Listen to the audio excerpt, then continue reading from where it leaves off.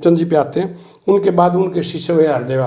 हरदेवा हरदेवा जी की आवाज़ इतनी थी कि कहते हैं 5 कोस तक सुना करती। अच्छा जी। और उनके शिष्य में फिर बाजे भगत।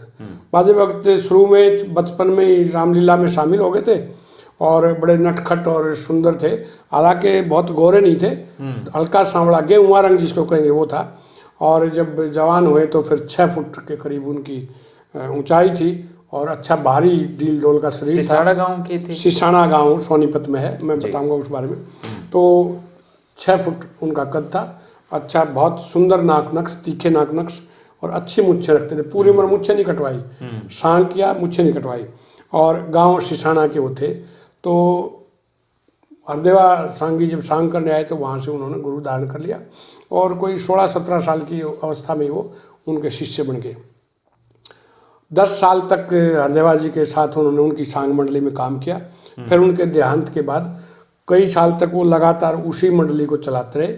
और हरदेवा जी की पत्नी को गुरु माता कहते थे। अच्छा। माता कहते थे, वो उसी तरह से बेटे की तरह से ही वो करते थे। उसके बाद गुरु भाई मान लिया खेमचंद सांगी को, क्योंकि वैसे तो शिष्य थे।